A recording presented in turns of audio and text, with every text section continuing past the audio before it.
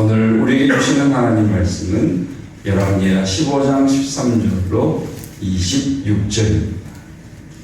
오늘 우리에게 주시는 하나님의 말씀입니다. 유다왕 우시야 제39년에 야베스의 아들 살룸이 사마리아에서 왕이 되어 한 달 동안 다스립니다. 가디의 아들 무나임이 디르사에서부터 사마리아로 올라가서 야베스의 아들 살룸을 거기에서 쳐 죽이고 대신하여 왕이 되니라. 살룸의 남은 사적과 그가 반역한 일은 이스라엘 왕 역대지락에 기록되니라. 그때의 무나임이 디르사에서 와서 딥사와 그 가운데에 있는 모든 사람과 그 사방을 쳤으니 이는 그들이 성문을 열지 아니하였음이라. 그러므로 그들이 그곳을 치고 그 가운데에 아이벤 분열을 갈랐더라. 유다왕 아사랴 제39년에 가디의 아들 무나임이 이스라엘 왕이 되어 사마리아에서 10년간 다스리며 여호와 보시기에 악을 행하여 이스라엘로 범죄하게 한 느밧의 아들 여로보암의 죄에서 평생 떠나지 아니하였더라. 아수르 왕 굴이 와서 그 땅을 치려하매 무나임이 은 1000달란트를 불에게 주어서 그로 자기를 도와주게 함으로 나라를 자기 손에 굳게 세우고자 하여 그 은을 이스라엘 모든 큰 부자에게서 강탈하여 각 사람에게 은 50세겔씩 내게 하여 아수르 왕에게 주었더니 이에 아수르 왕이 되돌아가 그 땅에 머물지 아니하였더라. 무나임의 남은 사적과 그가 행한 모든 일은 이스라엘 왕 역대지락에 기록되지 아니하였느냐. 무나임이 그의 조상들과 함께 자고 그의 아들 부가히야가 대신하여 왕이 되니라. 유다의 왕 아사랴 제50년에 무나임의 아들 부가히야가 사마리아에서 이스라엘 왕이 되어 2년간 다스리며 여호와께서 보시기에 악을 행하여 이스라엘로 범죄하게 한 느밧의 아들 여로보암의 죄에서 떠나지 아니한지라. 그 장관 느말라의 아들 베가가 반역하여 사마리아 왕궁 호이소에서 왕과 아르곡과 아리엘을 죽이되 길르앗 사람 50명과 더불어 죽이고 대신하여 왕이 되었더라. 부가히야의 남은 사적과 그가 행한 모든 일은 이스라엘 왕 역대지락에 기록되니라. 아멘. 하나님의 말씀입니다. 자, 13절 말씀. 자, 13절 말씀에 살룸 동그라미를 해보시고요. 살룸. 사마리아에서 왕이 되어 한 달 표시를 해보시고. 살룸 한 달 표시를 해보시고. 17절에 무나햄, 17절에 무나햄 표시를 해보시고 이스라엘 왕이 되어 사마리아에서 10년 동부 표시를 해보시고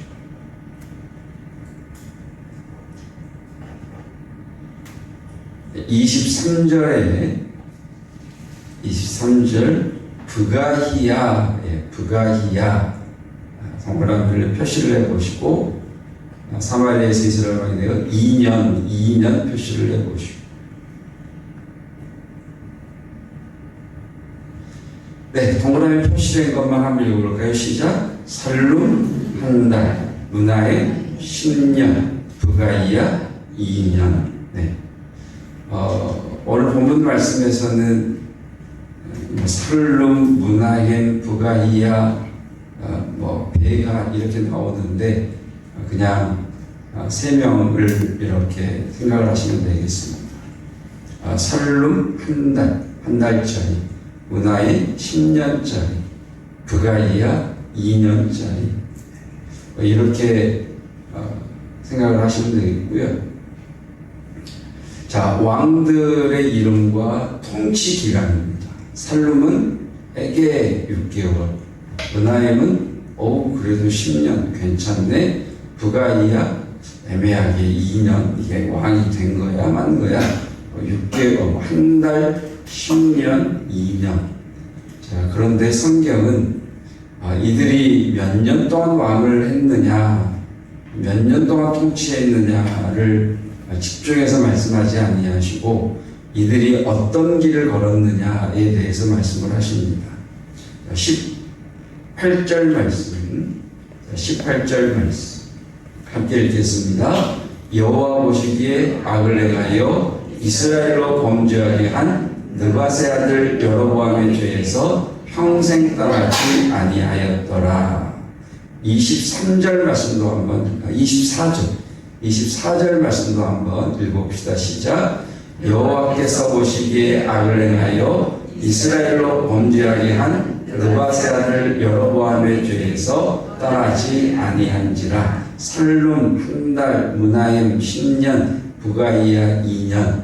3달이냐 10년이냐 2년이냐 이것은 중요한 것이 아니다. 이들은 다 하나님에게서 떠나 느밧의 아들 여로보암의 죄에서 떠나지 아니하였다라는 것이 하나님의 말씀입니다. 여러분, 우리가 이 땅에서 몇 살을 사는 건 굉장히 중요하죠. 그래서 장수하는 것, 여러분 건강하게 장수하는 그 복이 있기를 축복합니다. 근데 그것은 우리가 헤아리는 것이고 하나님께서는 몇 년이냐 보다 어떤 삶을 살았느냐, 그가 하나님 안에 거한 자였느냐 떠난 자였느냐를 보신다는 거죠.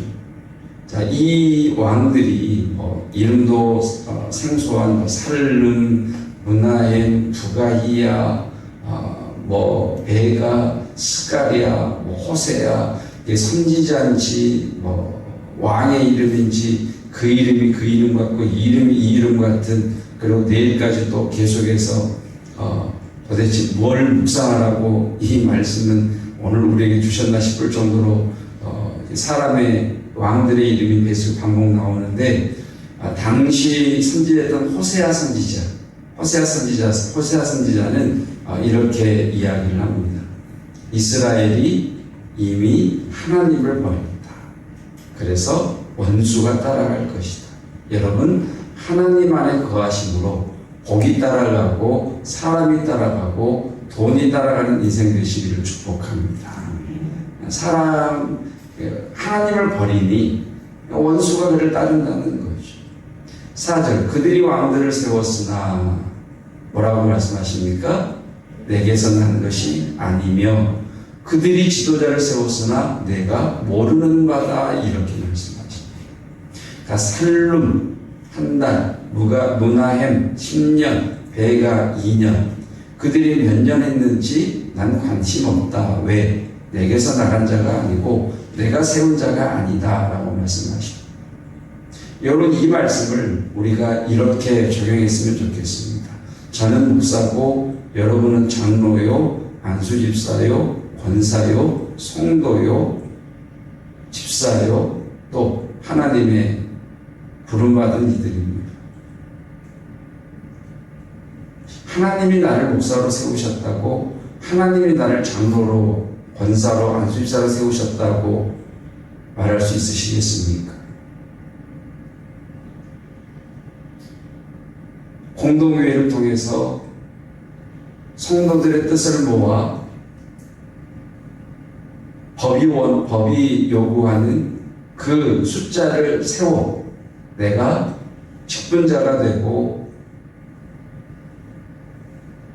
우리 총회에서 요구하는 그 과정을 통해 정규 과정을 받고 목사가 됐다고 해서 과연 나는 목사, 장로, 안수집사, 권사, 하나님께로부터 난 자인가? 스스로 한번 하나님 앞에서 돌아봐야 될 것 같습니다. 여러분, 한 달짜리보다는 10년 왕한 사람이 훨씬 많이 한 거겠죠. 2년, 50년, 이렇게 할 수도 있겠죠. 하나님은 그렇게 보지 않으시죠. 너하고 나하고 관계가 있냐 없냐로 보시는 거죠. 신앙생활하면서 우리가 우리에게 독려하기도 하지만 참 이 부분을 무시할 수는 없지만 또 여기에 너무 매몰되면 안 될 것이 비교하는 겁니다. 자, 여러분, 제가 키가 크겠습니까? 작겠습니까? 예. 여러분, 나 혼자 있으면 모르죠. 근데 저보다 작은 사람이 있으면 더 큰 거고, 저보다 큰 사람이 있으면 작은 거겠죠. 그러니까 이런 비교하는 것이 우리들에게는 자동으로 장착되어 있는 것 같아요. 여러분은 여러분들 생각하실 때 꽤 괜찮은 성도이신 것 같으십니까? 참 목사님을 힘들게 하는 성도인 것 같으십니까? 기준이 있죠. 나는 저 사람보다 더 기도해. 그래서 나는 꽤 괜찮은 성도야. 나는 저 사람보다 더 열심히 교회를 섬겨. 그래서 나는 괜찮은 성도야. 나보다 더 많이 기도하는 사람 앞에서는 나는 저 사람보다 훨씬 기도를 적게 하니 내가 성도가 맞나? 저분은 저렇게 신실하게 신앙생활 하는데 나는 그렇지 못한 나를 보면서 내가 정말 목사로서 장로로서 안수집사로 권사로서 자격이 있나? 그러니까 비교는요 항상 교만 아니면 열등감으로 가는 거예요. 그러니까 조금 나으면 기고만장, 으쓱, 교만으로 가고 처시면 내가 정말 성도가 맞나? 내가 정말 목사가 맞나? 좌절로 가는 것 같아요. 또 반대로 비교하는 것은 나보다 더 나은 사람에 대해서는 좀 마음이 삐뚤어지면 비아냥거리는 걸로 가는 것 같아요. 아이고 뭐 기도는 잘하지 뭐. 아유 뭐 저거 뭐 순수하게 섬기겠어. 뭔가 꿍꿍이가 있겠지. 이렇게 비아냥, 자기가 못하면 이렇게 틀어버리는 비아냥으로 가게 되는 것 같아요. 여러분 성경은 우리에게 다른 사람과 비교해라라고 말씀하지 아니하시고 하나님께서 내가 거룩하니 너희도 거룩하라고 말씀하십니다. 예수님은 하나님께서 온전하신 것 같이 너희도 온전하라고 말씀하십니다. 그러니까 성도된 우리의 신앙의 기준은 하나님이셔야 됩니다. 아멘. 그러니까 우리는 하나님 앞에서 하나님, 내가 하나님 안에 거하고 있습니까? 내가 생각하는 이 생각이, 내가 판단하고 선택한 이 선택이, 내 결정이 하나님께로부터 온 것이 맞습니까? 여러분 하나님께로부터 와야 되는데 하나님의 뜻과 상관없이 자기 생각에 따라서 기분에 따라서 감정에 따라서 그 분위기에 따라서 신앙생활 할 때 혹시 하나님은 우리에게 너는 내게서 난 것이 아니며 내가 너를 세우지 않았다라고 한다면 여러분 저와 여러분들의 신앙의 삶이 얼마나 두려운 것이겠습니까?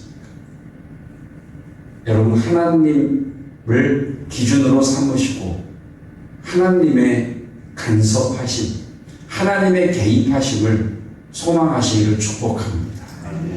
하나님이 개입하시고 하나님이 간섭하시는 게 복입니다. 3절에 뭐라고 그래요?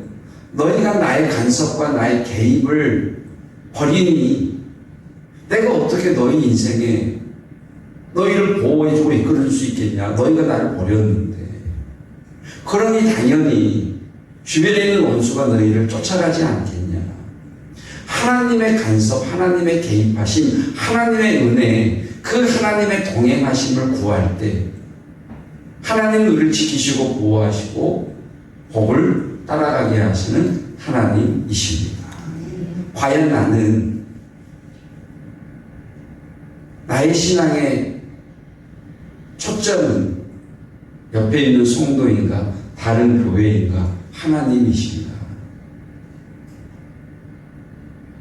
근데 이 비교라고 하는 건 우리 마음에 자동으로 장착되어서 인식하지 않으면, 인지하지 않으면 쉽게 그렇게 가는 것 같습니다. 자, 하나님을 기준으로 삼는다는 건 뭐냐? 하나님의 뜻을 쫓아 순종하는 겁니다. 계속 강조해왔던 말씀이 무엇이었느냐? 내가 할 수 있는 것은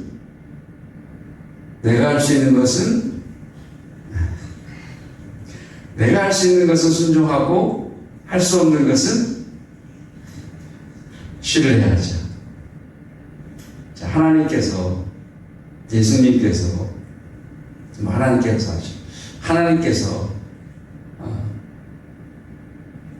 요단강을 건너가라고 하십니다. 흘러 넘치는 요단강물을 건너는 내가 못하지.